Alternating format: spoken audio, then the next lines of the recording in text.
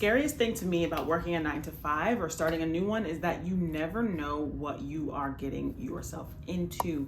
You have to relearn all of the rules and regulations, the employee handbook, the people's personalities, the politics of the office. And that to me is one of the things that makes me so uncomfortable about corporate America, and just one of the things that makes working in corporate America so intimidating, in my opinion. And so with this fear and with the experience that I have working in the workforce for about 10 years now, here are some things to know when it is time to see whether or not you're in a toxic work environment. Here are 5 things to look out for. And if you are dealing with honestly one or more of these things, you might be in a toxic work environment.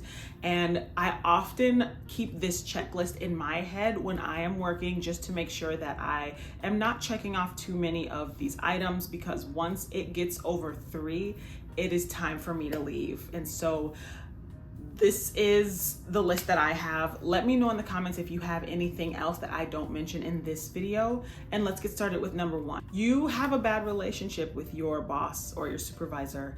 That is the first way to tell, because they are your first line of anything, defense, anything.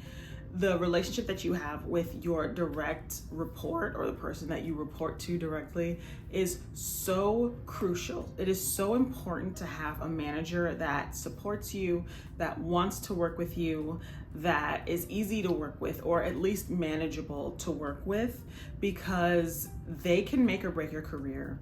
They are often the ones that need to put you forth for promotions or opportunities.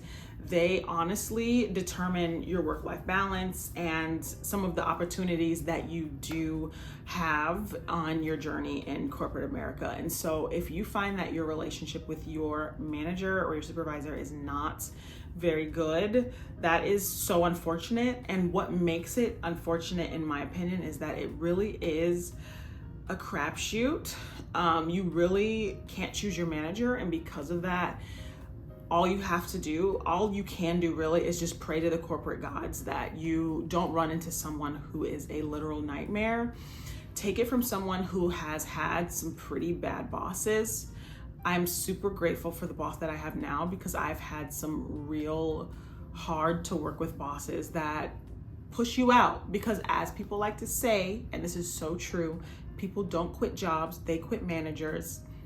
That is so true, because most of the times that I have quit because of my manager. And so if you don't have a good relationship with your manager, though you can work around this, it might be a sign that you have a toxic work environment. The second way to know if you are in a toxic work environment is that you have no work-life balance. And a lot of people say this and they keep it pretty vague. But to me, as someone who can take a lot of pressure, having no work-life balance is different than having to sacrifice sometimes in order to meet a deliverable or for the better of you or your team. There is a difference, and there's a fine line as well. And so the skill comes when you can tip up to the line but not cross that line, and also not letting other people cross that line, because I guarantee you, if people are trying to tip you over that line, they know where the line is and they are testing your boundaries. And so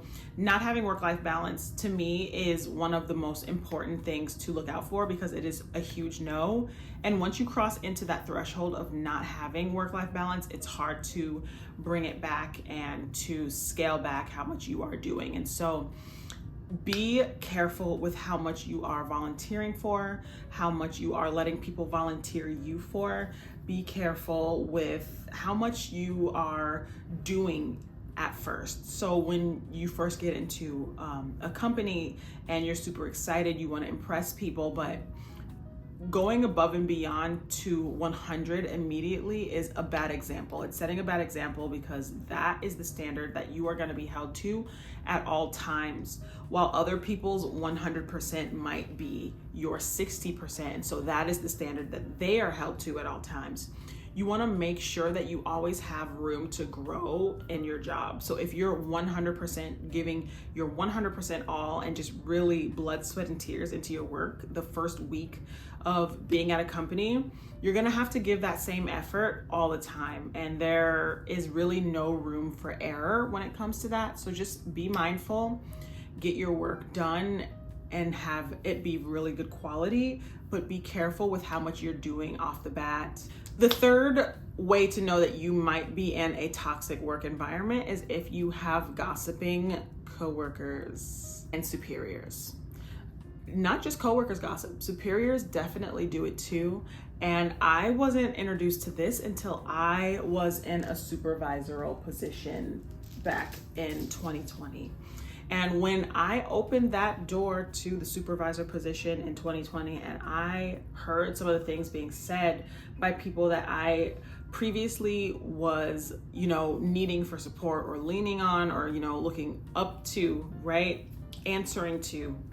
Once I went from employee to employer and I was on that same level and I heard some of the stuff that was being said, I lost so much respect for not even the position, but some of the people that I was working with, because you just expect more of people who are in positions of power. But please believe that these people are human and that there are some people that are gossiping at work, and there are some people that might be talking about you. And though that's an unfortunate thing, what's even more unfortunate is that there's nothing that you can do to stop it because of the position that they are in. And in situations like these, it is sometimes better just to leave instead of trying to change the system from the inside, because it's just not going to work. This is a system that has been allowed and lived with for way before you were even introduced to the equation. And so if you find yourself in this situation, it is best to remove yourself. While sometimes, hearing water cooler talk is harmless and sometimes even a little bit funny, just know that it is a slippery slope and you can really get caught up in some very unfortunate HR related things. Coming from experience, just be careful when it comes to people who are gossiping at work. That is toxic.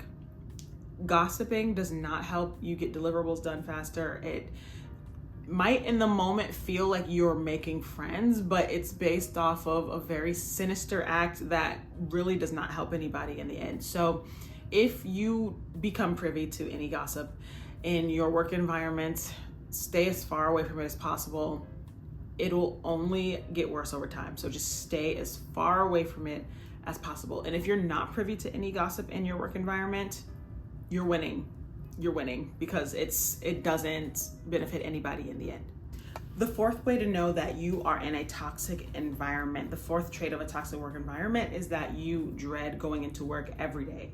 There are people who speak about Sunday scaries, which can happen for multiple reasons. You could be worried about a deliverable that's due on Monday. You could be dreading the commute. You could be dreading having to wake up early in the morning, or a task that you have to do after or during work. That is kind of normal feeling. While I don't suggest that it's healthy to have Sunday scaries, you can have Sunday scaries about any aspect of a job that you like. However, if you're dreading going into work every day, that might be an issue that you should look into, and maybe you should look for another job, because that causes stress, which has such a huge impact on not just your health, but your life, not just your mental health, but physically. Stress can kill you. And so if you're feeling this every day, then it might be time to start looking for a new job, because in the grand scheme of things, work is important, your job is important, but if you're not saving lives, you should not be that stressed every day. We are working on deliverables and we are filling out spreadsheets. Like, we don't need to be feeling panicky or life or death when it comes to our jobs. And so if you're feeling like that, you might be at a toxic work environment, and you should probably change that. And the fifth and final trait of a toxic work environment, the fifth thing to look out for to see if you have a toxic work environment, is if you feel minuscule at your job, if you feel like your position, what you do, your department, anything like that, if you feel like it is less than another department, position, or field within a company, that's toxic. And if there is a reason that you feel that way, I think that is where we can get into the root of the issue. If you care, honestly, if it's me, I'm not looking into the root of the issue. I'm going to leave and go to another job, because if you're going to make me feel minuscule, that means you don't need me there. And so I'm going to go where I'm needed, which is elsewhere. And so you should never feel beneath anyone at your job. Are there different sets of values and there are different value scales to different positions? Sure. There are people who, are doing surgeries, and then there are people who are sterilizing the surgery equipment. While there is one that is very, very dire, like a skill that actively saves lives, you can't perform a surgery without sterilizing that equipment. And having equipment that is dirty can actually sabotage the whole thing. And so there is a method to the madness to where everyone should be working together towards a common goal. And if it ever strays from that common goal at work, it is a toxic work environment. And so those are the 5 things that I've learned from experience make a toxic work environment.